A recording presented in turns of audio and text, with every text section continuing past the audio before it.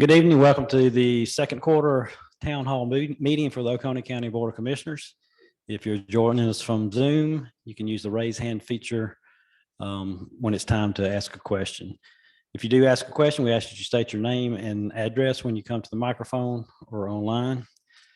The format tonight, I'm going to make just give you a few updates on a few things going on right now. And then we're going to ask Guy Herring to come up and talk about the comprehensive plan update.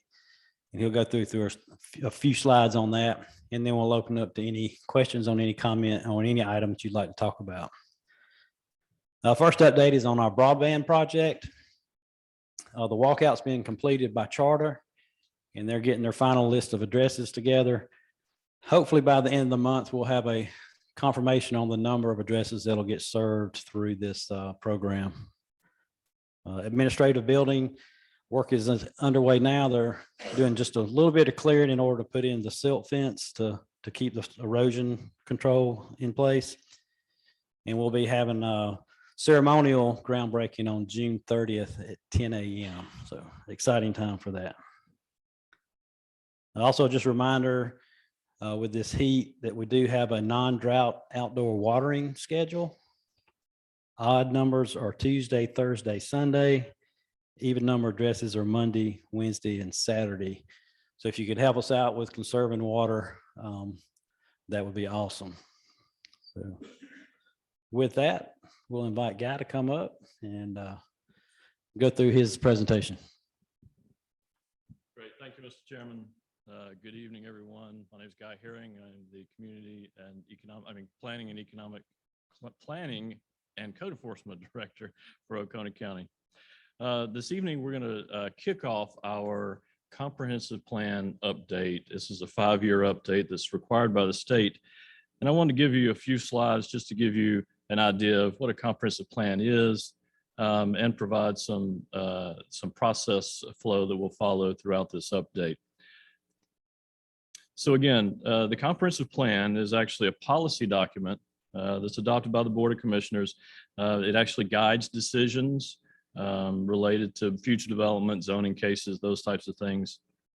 It establishes a community vision for growth over the next 20 years, coordinates local planning efforts, and fulfills state requirements by the state of Georgia and DCA. What the comprehensive plan is not, it's not an actual regulation. It's not an ordinance or a zoning in and of itself. It does not create new regulations or create existing zoning category or change existing zoning categories. And it doesn't alter the development rights of a person's property. The main components of a comprehensive plan are, as you see here, needs and opportunities, supporting goals and strategies, future development guides, and the 5-year action plan for implementation. This is also known as the short-term work program. So we put together public input, which helps us prioritize the needs and opportunities. Also helps us establish a community vision for growth and helps us identify desired development patterns.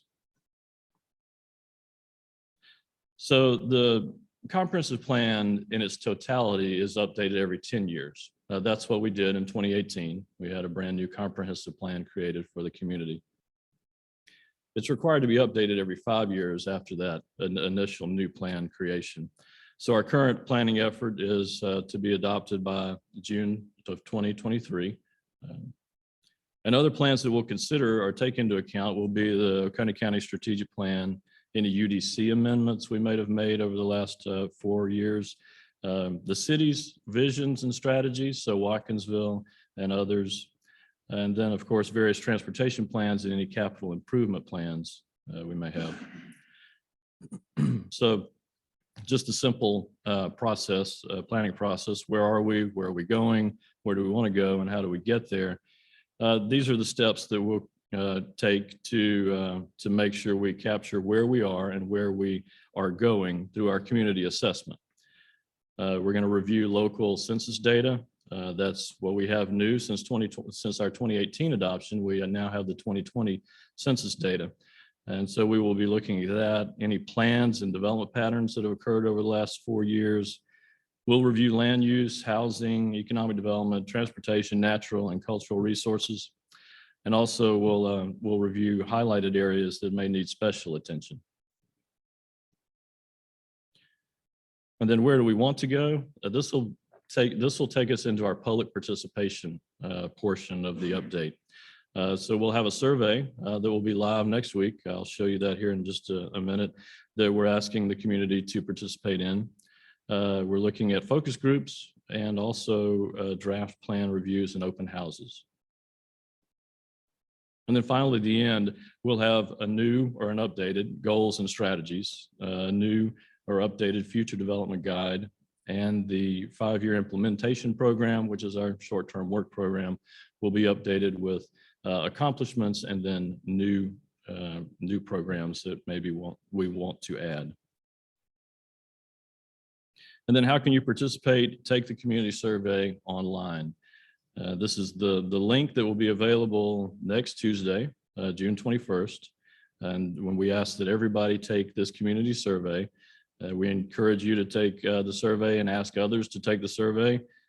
Please check our website often for updates. Tell your friends, express any interest you have in a focus group that may help us with this process, and look out for upcoming notices for public open houses. And then obviously if you have any questions or opinions, please feel free to reach out and contact us. But the best way to do that will be through that community survey. There's a number of questions on it. It's about a 15-minute survey. There are some free response questions as well, where we'll take your comments there. But there's a number of multiple choice, yes, no's, that type of thing that we can capture opinions and suggestions, and we'll be able to quantify those as a community as a whole. So that's our presentation. We encourage you to take our community survey, and we look forward to your input and working with each of you through this process. Thank you. So this document is very important that we get your participation on it, because it does drive how our community is going to grow in the future. So with that, we'll open up to any questions, comments, or emotional outbursts anybody may have related to anything going on in the county.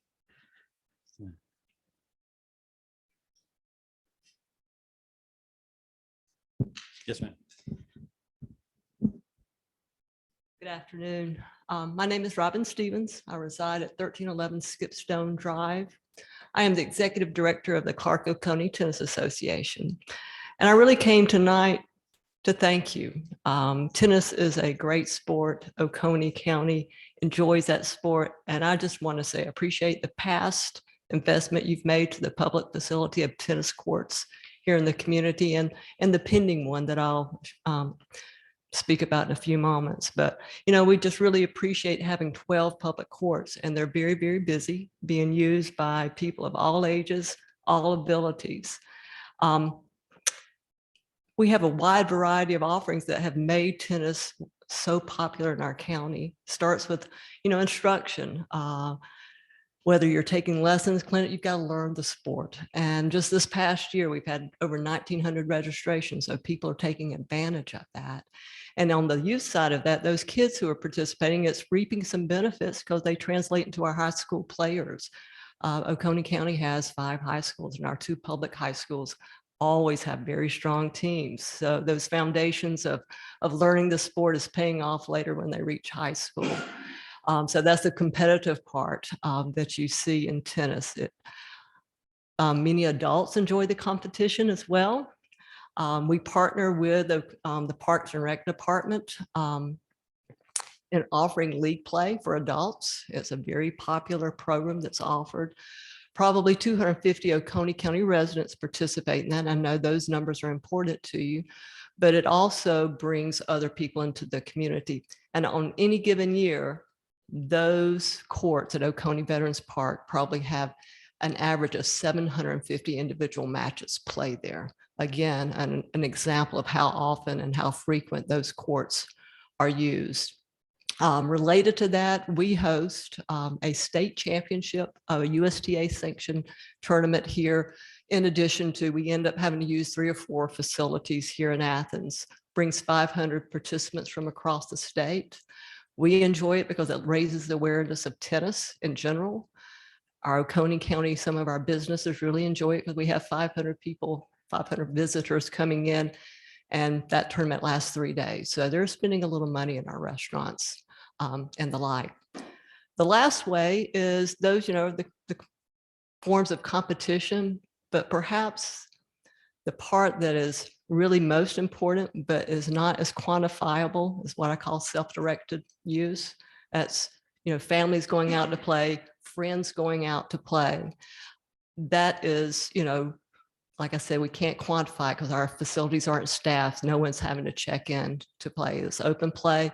But anecdotally, if you go out there in what I call peak times, after work, weekends, when it's not 105 degrees weather like it is today, those courts are full. And oftentimes in the best seasons of spring and fall, you often have to wait on a court. So again, the courts are being used. We appreciate the investment that you've given us. And I also want to, just as a side note, give a shout out to the rec department, because not only do we have 12 great courts, they are so well maintained. I especially appreciate, on behalf of the tennis community, that they have committed to a regular schedule of resurfacing those courts. So the conditions are always, it makes it great for play, but probably more importantly, it extends the life of the court itself. So again, a good steward of the investment that you've put into that.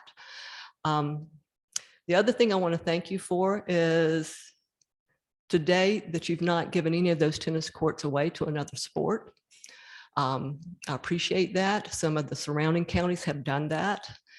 And it is perplexing why one would want to grow one sport at an expense of another. So I appreciate whether that decision is being made jointly with you and the rec department staff. I think it's a good path to take. Both sports are great. Both sports deserve their own facilities. So I appreciate that and hope you'll stay the course on that direction. And then lastly, is what I alluded to earlier, is that I appreciate the commitment to the master plan, to OVP. Maybe not everybody in this room realizes there's still one little piece of that part that's not finished. There were more than 8 courts that were supposed to be built there. And as SPLOST dollars come and go, we know we often run out of money, and we did. So we had to wait in line again. And the last SPLOST has come and gone, and you were kind enough to allocate dollars to finish that project out. So I really do appreciate, the tennis community appreciates that. And I think my question tonight, if any at all, if you have an update on timeline and design on that. So thank you so much. So based on our estimates for SPLOST collections, we're thinking FY25 will be when the engineering starts and hopefully construction thereafter. So only a couple years away. So, but if y'all keep spending money, we'll get it a lot quicker. So.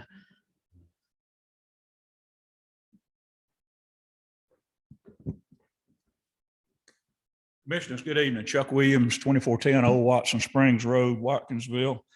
A couple of things I just wanted to touch on, but the first is really a shout out to somebody I don't think is here tonight, and he's a constitutional officer for the county and obviously runs his own department, but you have a lot of say-so in his budget, and that's Sheriff Hale in the sheriff's office. I was speaking to him late this afternoon on sort of an issue we had in South Oconee. And just in that conversation of how'd your day go, he said, I'm worn out. We spent the day at Oconee High School doing active shooter training today in this heat and with their gear and whatnot. So I just wanted to give a shout out to the sheriff's department, certainly for doing what they're doing in the times that we find ourselves in. I just wanted commissioners to touch on two things that I believe were non-binding ballot questions that were on the ballots. I'm thinking they were on the Republican primary ballot and the Democratic primary ballot. I stand to be corrected on that, but that's the issue. Number one of do the citizens have a desire to see geographic BOC commission boundaries or districts? And I just wanted to personally tell you my thoughts on that is a strong no. And I reserve the right to change that opinion at some point in the future based on how the county grows and develops. But I live in the very most rural part that's left of Oconee County, the southern part of the county. But even with that, I feel like I can contact any of you, either formally or informally on the street, as well as Commissioner Horton, and have a conversation about issues that affect my little part of the world, as well as issues that affect the rest of the county. And I have lived in counties, I have worked in counties, I have legislated counties that do have geographic districts, and I really fear the amount of infighting, and I'm gonna get mine at the expense of you getting yours, whether it's road maintenance, whether it's recreation facilities, whatever it is. I feel like that if we go to that without being forced to go to that, we're going to give up a lot of what we enjoy now as far as the relationship between the citizens and you as the governing body of the county. I said I have the only reservation I have there is years down the road, should Oconee County grow and develop to the point that people that represent various interests, whether it's my rural agricultural and forestry interest, or whether it's recreation or whatever, if we ever grow to the point where citizens are not either willing to run for office or able to get elected to represent all of the county's interests, then yeah, I think we could be forced to go to districts. But I certainly don't think we're at that point now. And I don't think that in the next few election cycles, we're anywhere close to that. So I know that would have to come through the legislature, and I feel sure that our local legislative delegation wouldn't pursue that without a unanimous ask from you. And I would certainly hope that you don't see the need to go there. Somewhat on a related basis, but maybe not too much, is the issue of nonpartisan elections. I believe that was a ballot question, maybe on both ballots as well. And I will just say that I really like the fact that you, as our governing body, are under a party system.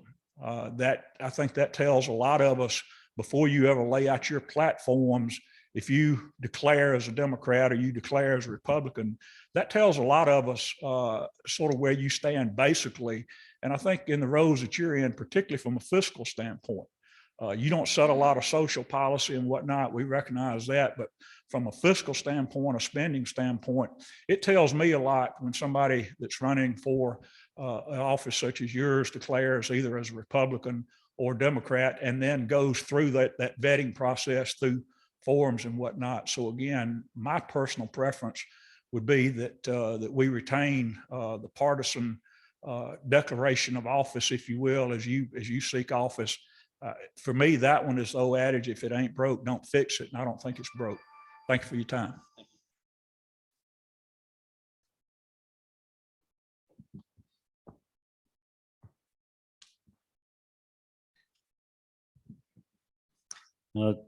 Chuck mentioned the physical part of the job, fiscal part of the job. So we did pass our budget at our last meeting. Roughly, general fund is right at 38 million for a population of 42,799, I think is the number. So most people don't think of budgets as exciting, but I think this is one of our most exciting budgets that we were able to put together. It's a lot of planning and work that's gone into it to get us to this point. $3,500 increase across the board for entry level employees, and that is compounded over the STEP program. So the longer you've been here, the higher that number will be. So the least amount of raise that a full-time employee got was $3,500. We also did a hourly increase for our regular part-time employees as well.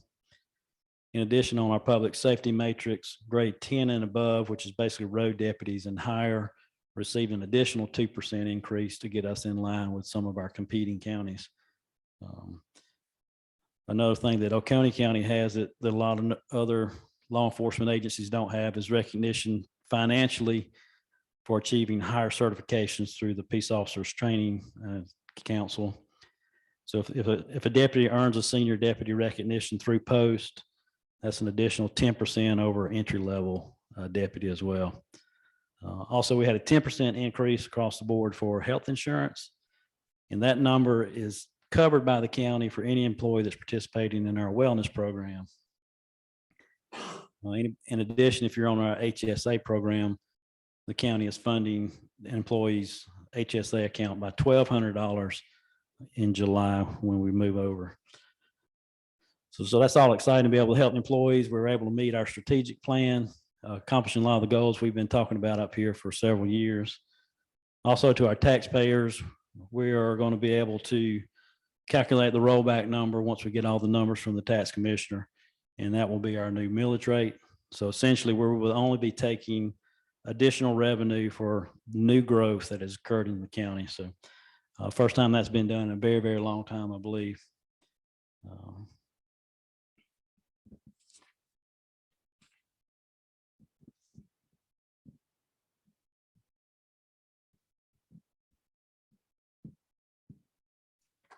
Dan McGee, Lock Circle, unincorporated county.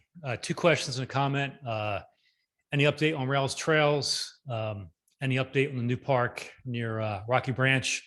My son is one of the tennis rec kids who went to varsity, and all boys and girls in both high schools are both top 10 in the state. So Robin's right about the rec kids, but I deal with the pickleball versus tennis battle daily. Bless Lisa's heart. Maybe the new park over there can be a good place for a nice pickleball complex, and that can attract tournaments also. It's a growing sport, but I understand the pickleball and tennis dilemma. And then a comment, I know Cold Springs is a hot topic. Read there's talk about maybe a roundabout on the state route. For years, the Rec Advisory Board, myself and others have talked about OVP entrance. Might be the busiest part of the county, 5 to 7 in the fall and spring. I'm also worried about seniors. We have a great senior center, making left turn on that busy thing. But if we can do a roundabout in Cold Springs, we got to do something at OVP entrance one day, whether roundabout, light, or whatever. Thank you all. And I've been nice to y'all. You know, I've been nice for last few meetings. Hey, we appreciate that. So roundabout at OVP, we do have, once Parkside reaches its development agreement, we'll have access outside, a different access point for OVP, as well as the outbound we use the back portion now on the busy days. In addition, you mentioned the new parkland over at the LAS. That'll create some separation as well. once we get the new entrance into Parkside, we can look at some different traffic control along 53 to try to help that exit and entrance there. Tennis courts, our goal is to take the SPOS funds and add the courts that are showing on the master plan. In addition, the courts that are at Herman C. Michael, copy that over into OVP as well. And then those existing tennis courts will then become pickleball courts. So they'll have lighted outdoor pickleball courts, hopefully with the completion of that. So that way tennis doesn't lose anything. They actually gain some courts, and then pickleball gains significantly as well. Don't remember what your other question was. Rails trails, nothing to report there at this time. So it's still on our strategic plan, and something everybody would like to see happen, but no movement at this point. Estimate timeline for the LAS part?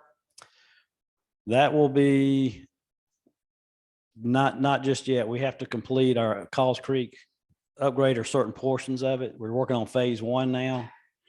So hopefully after phase 1, we can start decommissioning the LAS. So you're talking about 18 months to 2 years for that process to finish. And once we start the decommissioning, then we can start working toward looking at what to start there first, whether it's indoor courts or outdoor fields. We'll have a decision point there. Quick last thing is, once again, greatly appreciate you guys do not use the school system for use of parks for their activities. I know the school system is charging you all. Want to thank you very, very much for not double taxing and charging the school system to use county park facilities, which most departments in the Northeast Georgia do. So I appreciate it. Thank you.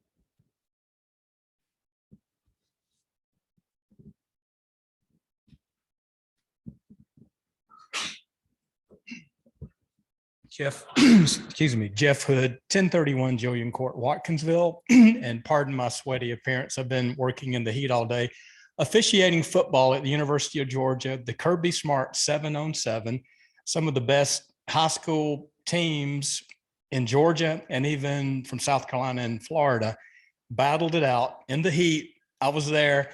And then I do have good news to report. So when the dust settled, the number 23 ranked team in this tournament got to the semifinals, and that's our North Oconee Titans. Had the lead with 4 minutes to go, but lost a heartbreaker to a team out of Atlanta. So that was pretty cool. That was at Sanford Stadium, and they were close to winning it all. So congratulations to Coach Arn and the Titans on a tremendous effort today. And by the way, 8 weeks from this Friday night is the season opener behind us, and that's the Hog Mountain Bowl, the Titans and the Warriors. So it's upon us.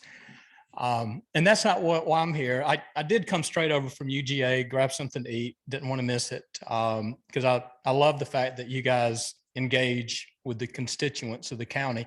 But I do have 2 questions, and they both are tax related. One is, as we know, the governor, with the blessing of House Speaker Ralston and the Lieutenant Governor Duncan, has extended now twice the suspension of the fuel tax. And the Democratic candidate for governor, Stacey Abrams, has, I guess, challenged the governor to push the suspension all the way into December.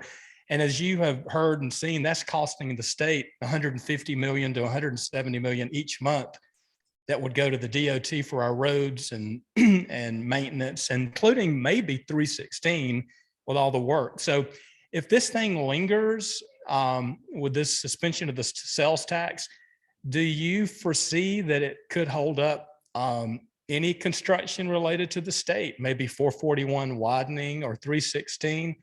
Are you hearing anything from the state, or even some joint efforts? Traffic light up here, roundabouts, Cold Springs, and wherever the state chips in. And then the other tax related question is the price at the pump, the inflation we're all seeing in the grocery store and everywhere. It remains to be seen when November rolls around and we have to pay our property taxes. Is there any concern from the commission that the collections may be below what you've estimated? And if so, Are we okay on reserve if it falls below kind of the estimated threshold? And that's my questions. Thank you. So we've not got any indication from GDOT on any slowdown on projects we have underway at this point. A lot of the funding is federal funding for the projects we have going on, the 2 roundabouts, what's happening on 316. So that money's it's locked in. I don't know about the long-term effects on suspending the gas tax. We'll just have to rely on the governor to make that decision on when it has to be flipped back.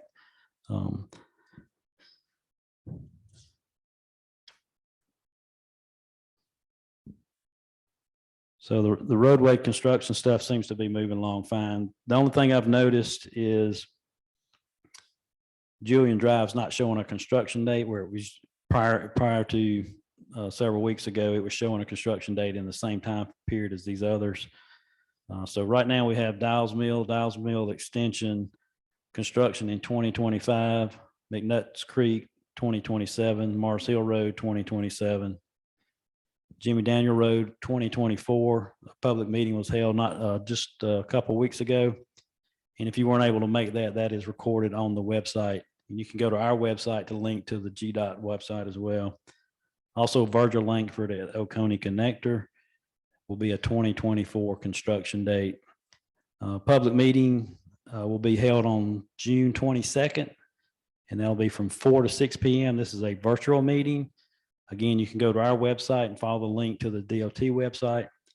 Public comments will be open from June 16th to July 13th. So if you go on the website on the 16th, the document should post sometime that day, and you can see the concepts that they have available for public comment. As far as collection rate, we don't anticipate any additional hardship on our taxpayers to be able to make the bill at this point. We do have reserves. I think we're estimating a 25% of our budget reserve at the end of this fiscal year. Also, we have money in the bank for several projects that are long-term projects. So those we could tap that money if we needed to, since those projects are well into the future.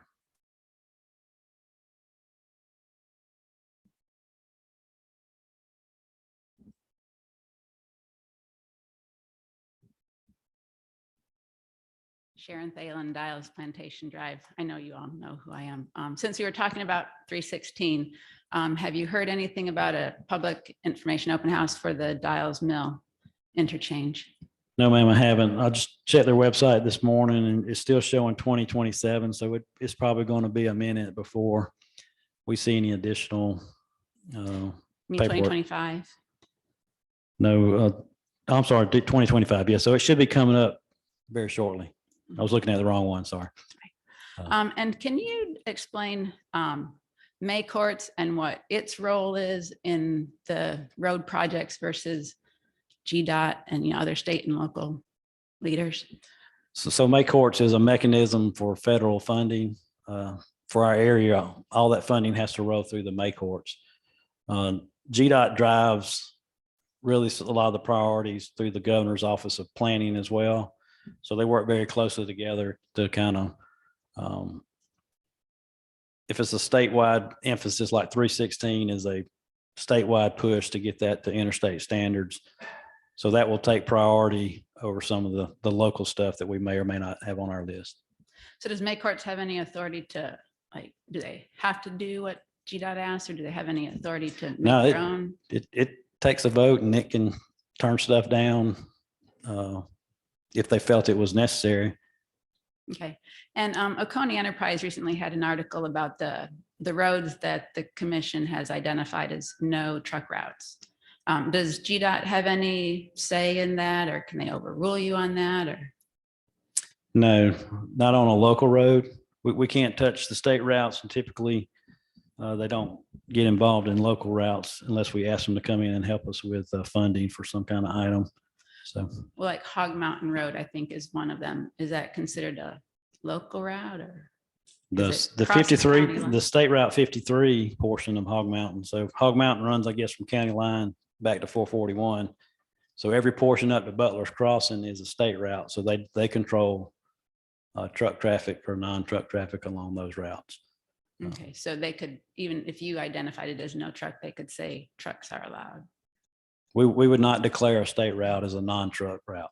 Okay, only Hog Mountain Road that is not, isn't Hog Mountain Road on that list or Mars Hill? So only those that are not, that don't cross state lines is what you're saying, can be identified as no truck routes. All the roads we listed are county roads and not state routes.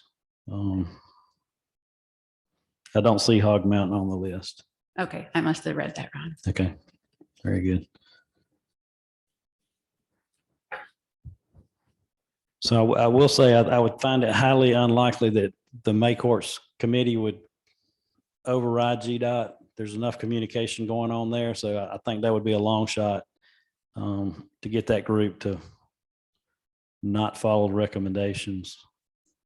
The no through truck ordinance was updated at our last meeting as well. There were no roads added to the list, nor roads taken away from the list. This was a joint effort with our sheriff's office based on complaints we were getting from our citizens for truck traffic along local routes. We just completed today the final verification of signage. So all roads are posted according to the uniform, whatever, what do you call that? You don't remember? Yeah. There's some big long title for how signs are supposed to be placed on roads.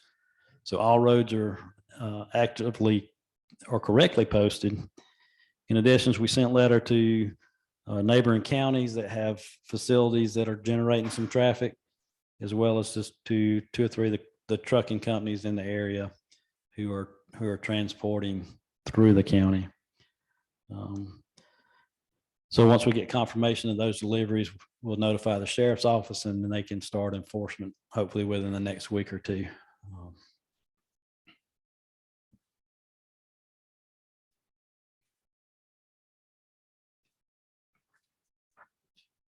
La Vista Road R-Cut is complete. If you haven't been up there to go look at it, take a look. Traffic seems to be flowing well. We've got some very positive comments from the residents over that way. Also, Rockingwood, the left out was taken away as a maneuver there for safety reasons. So that project is complete as well. Union Church Road at State Route 53, we're just waiting for final approval in GDOT. So hopefully we can get that started before school starts back with construction of that signal. Cold Springs, Clotfelter, and Hebron Church Road are 2 projects we're working with GDOT on for an improvement at both of those intersections. And hopefully we'll hear something in the next couple of weeks on what funding bucket they might qualify under. And there's also a feasibility study going on now for a 15 to 441 bypass prior to getting to Watkinsville on 15. So hopefully we'll hear something that before the end of the year about what routes might be feasible for a construction project in the future.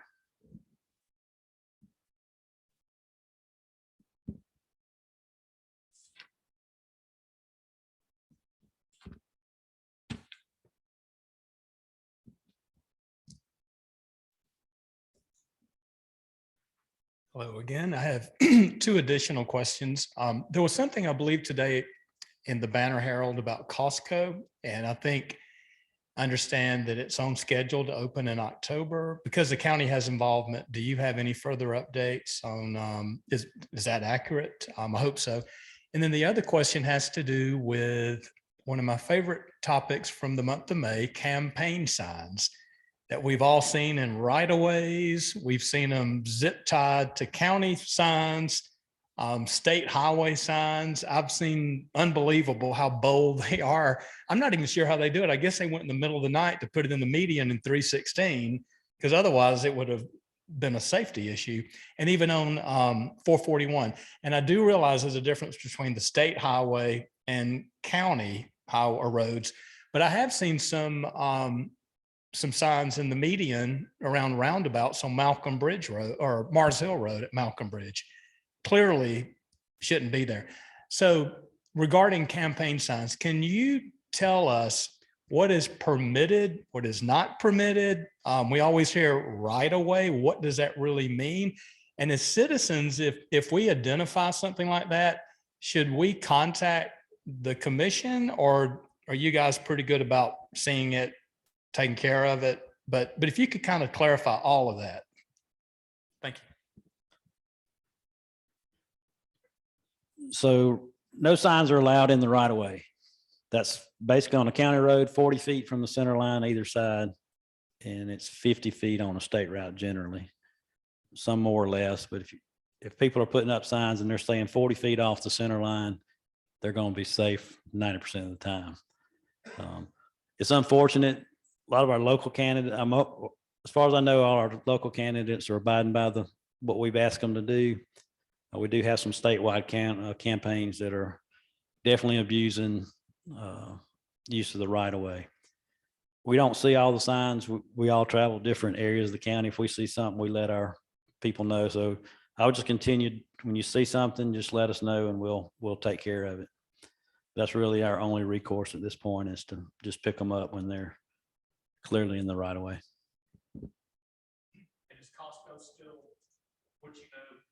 Yeah, as far as I know, the fall opening is still on schedule.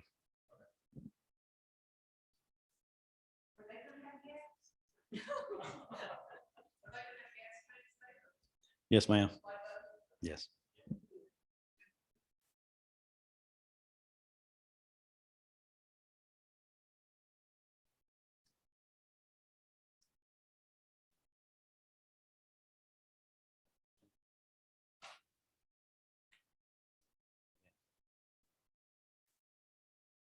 All right, it's getting down to the last little bit. It'll be your last chance to come up and have your say.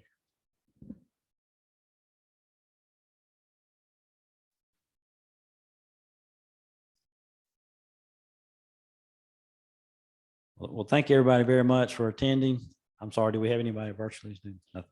Okay. We appreciate you coming out. It makes it a lot more fun when people show up to our meetings. So thank you a whole lot.